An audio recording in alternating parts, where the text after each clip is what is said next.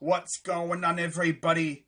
Crazy Dog back with my Browns Broncos Week 7 Thursday night football recap as the Browns got a much needed hard fought victory last night over the Denver Broncos by a final score of 17-14, and we improved to 4-3 while the Donkeys fall to 3-4, and they have now lost 4 straight games after starting the season 3-0.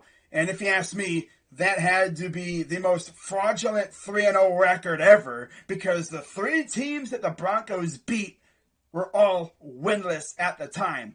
And since then, those 3 teams, being the Giants, Jets, and Jaguars, all have 1 win apiece. That's freaking tough, you know? But hey, it's the way it goes, right? But yeah, they're 3-4, and Broncos fans absolutely hate Vic Fangio. You hate to see it. You absolutely do. Now, notice I said this was a much-needed victory, and it was. Because look who we got to face next week on Halloween. Yeah, we got to face the freaking Pittsburgh Steelers on Halloween. And you already know that game is going to be a doozy. Of course, we have 10 days to prepare. They have essentially 2 weeks. This week and the next week to prepare for us. So both teams are going to be ready for this game. Both teams should be well rested. And hopefully, we may be getting some guys back. Maybe Nick Chubb. So yeah, we could possibly have a Chubb and a Johnson in the backfield. Maybe we get this guy back too. I mean, that'd be pretty cool, but I'm not trying to see him hurt himself even more. If we have to have Case Keenum out there, I'm perfectly fine with it. You know? He didn't look too bad last night, to be honest. I mean, he did exactly what you'd expect him to do. A lot of dinking and dunking, taking a safe route, He did miss a couple of good throws, but for the most part, yeah, he did exactly what you'd expect him to do. Didn't turn the football over, which is huge. And, yeah, he essentially dink and dunked his way down the field and let his receivers and the ball carrier do all the work, pretty much. Love to see it, I mean, 21 of 33, 199 yards, 1 touchdown, got sacked 1 time, had a QBR of 46.7 and a rating of 90.3. Now you look at what Teddy B did. He went 23 of 33, 187 yards, 2 touchdowns, 1 interception, got sacked twice, had a QBR of 34.8, and a rating of 91.4. Now, on the ground for the Browns, it was the Dearness Johnson show. And boy, did he show out. 22 carries, 146 yards, and a touchdown. Career best. You love to see it. I mean, we got a little bit of a glimpse from him last year when Chubb got hurt. Remember, and he showed out last year in, limited action, but got his first start of his career, and boy, did he make the most of it. That dude was making some nasty moves out there, man. The way that dude cuts is insane. Like, this dude it looks like he's dead in the water, and then all of a sudden he hit you with a little cut to the right, and he's taking off up the field for a few more yards. He bounces out wide right, or, bounces inside. It's like, damn. Okay, Dearness. Yeah. Love to see it. Now, on the other hand, we didn't really get much else from anyone else when it comes to rushing. John Kelly, 2 carries, 13 yards. Same for Demetric Felton. Case Keenum had 4 carries for 7 yards. Johnny Stanton, 2 for 5. And then Anthony Schwartz had 1 carry for -2 yards. I believe that was on the reverse sweep that they love to try to do. And that one backfired miserably. Now, through the air for the Browns, Austin Hooper led the way, 2 receptions, 42 yards. Jarvis Landry, 5 for 37. Beckham, 2 for 23. Dearness Johnson and Anthony Schwartz each had 2 for 22. Demetric Felton had 3 for 21. David Njoku, 2 for 18. Harrison Bryant, 1 for 15. Johnny Stanton, 1 for 1 with a touchdown. Love to see it. And yes, you read that correctly. Johnny Stanton scored a touchdown, which means both of our fullbacks have scored a touchdown this year. You love to see it. And then Rashard Higgins had one reception for -2 yards. That's tough. Now, one name you don't see on there is Donovan Peoples-Jones, who got hurt during warm-ups. Because, of course, oh well, at least hopefully it wasn't too bad. I believe it was his groin, so hopefully he'll be, good to go for the Steelers game. Of course, 10 days rest will be beneficial for a lot of these guys. Now, on the defensive side for the Browns, we did get 2 sacks. Myles Garrett had 1.5, and then Jadeveon Clowney had a half a sack. So I believe that puts Myles Garrett at 9.5 sacks now. So essentially, he is going to break Jameer Miller's sack record. Do I think he'll have a chance at the NFL single-season sack record? It's possible if he has another one of those monster games like he had against Chicago. But we'll see what happens. We essentially got 10 weeks left, so let's freaking get it. Now, Jadeveon Clowney. People were telling me he's a bum. Well, how about now, huh? 3.5 sacks this year. The last 2 years combined, he had 3 sacks. Yeah, I think we've unlocked the best out of Jadeveon Clowney. And that's bad news for our opponent. I think we're starting to see the Clowney that Texans fans knew all too well when he was partnered with J.J. Watt. And now he's doing this with Myles Garrett. I think Clowney could easily maybe get double-digit sacks this year if he continues on this trend, But yeah, he's really good. He even had 2 QB hits, so he was probably that close to a couple more sacks. And again, you love to see it. Myles Garrett had a QB hit as well. But Joe Jackson had a QB hit. And those are really the only guys that were able to get to Teddy Bridgewater. Oh yeah, Malik Jackson, former Bronco, had a QB hit as well. So they were getting there. It's just sometimes they were just a second too late. But Myles and Jadeveon were able to get there and get some sacks, Now, for the Broncos defense, they only got 1 sack from Shelby Harris and Von Miller, who said before the game and stuff that he was going to kill our right tackle. Well, the tough thing is he got hurt. So it's like the football gods gave him a little bit of karma for saying those words, Blake Cancel was holding his own anyway, but sheesh, man. Sucks to see it, though. He, I believe, collided with a teammate, knee-on-knee action. And, I guess it looked like it was his knee, but later on it was determined that it was his ankle. Ugh. But you hate to see that, Von's a good guy. I don't know why he would go out and say, I'm going to kill him. Really, bro?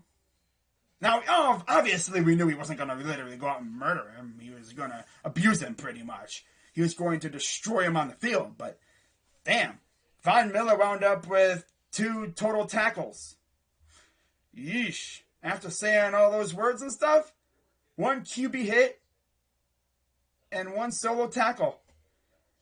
That's really all he was able to get. That's tough. That's really, really tough, man. But yeah, 2 tackles, 1 QB hit. Yeesh. After saying all that, man, that's tough. Because obviously, if you're going to say something like that, you got to back it up. And he didn't do it. But yeah, man, you look at what the Broncos did on their offensive side, and they could not run the ball on us at all, which has been a theme with this defense. We've been really good against the run, but when it comes to defending the pass, we've been exposed a lot. Cortland Sutton had 5 receptions for 68 yards, and they did score 2 touchdowns. Javonte Williams and Melvin Gordon each scored from close range, so it's not like they, hit bombs or anything, or they threw bombs or whatever, They were like short range stuff, But for the most part, our defense held its own. I mean, at halftime, they only had, 2 first downs? I think they only had the ball for 7 minutes in the first half. this offense of ours was completely just wearing down their defense and eating up clock. That's the recipe for success with these guys, you know? Love to see it. But, yeah, like I said, Steelers week's coming up. Both teams are going to be well rested. Should be a doozy. You already know the drill. I'll have my preview video up for that game on Tuesday. And, I'll be streaming the game on Sunday. So, should be fun. But now, when it comes down to my victory, I guess, weekend live stream, because I'm going to be doing the Cavs game tonight, tomorrow night, Buckeyes. Sunday, I'm just going to chill. And then Monday, I'll do my victory weekend stream for the Browns. You know, talk about this game a little bit more and maybe do some gloating. And then, of course, talking about the Steelers game coming up. Should be fun. Can't wait. You know, we're trying to stay out of the basement. And, of course, the Steelers are trying to climb out of the basement of the AFC North. But, yeah.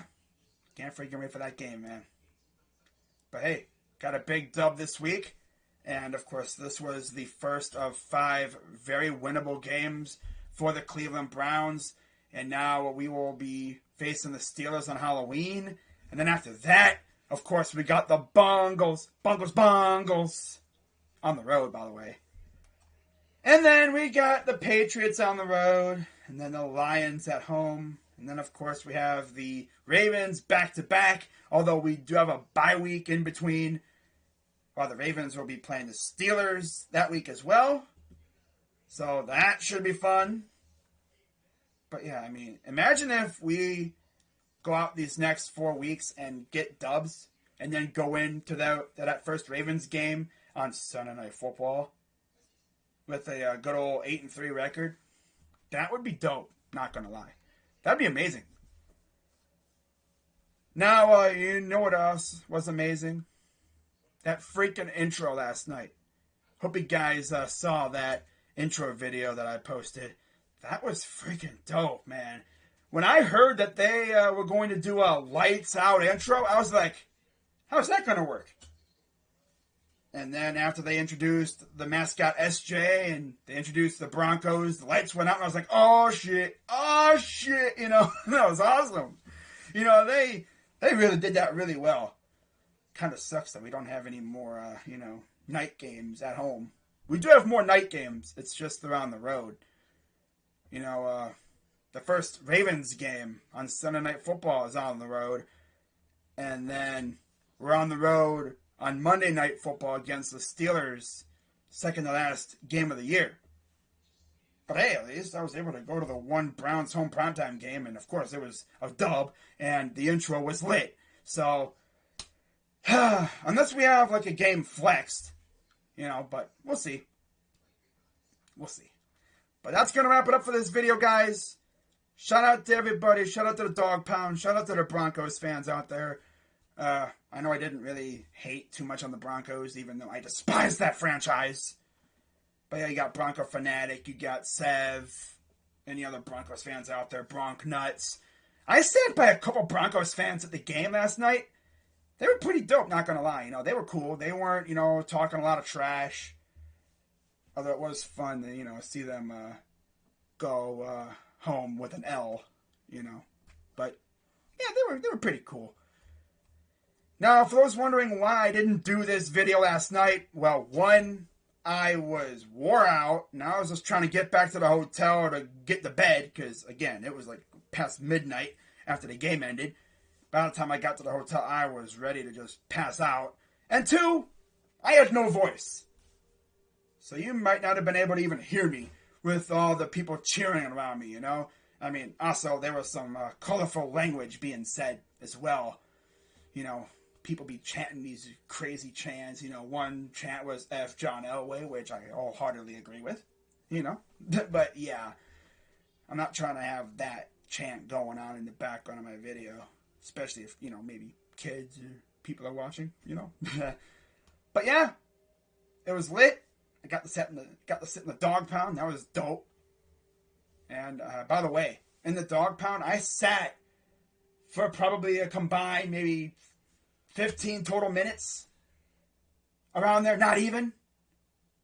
I stood pretty much the entire game. That's what they do in the dog pound. They don't sit down. They're always on their feet. And that had to have been the loudest First Energy Stadium has ever been. And that place was absolutely jam-packed. Man, could you just imagine if we had a freaking home playoff game, how lit that place would be?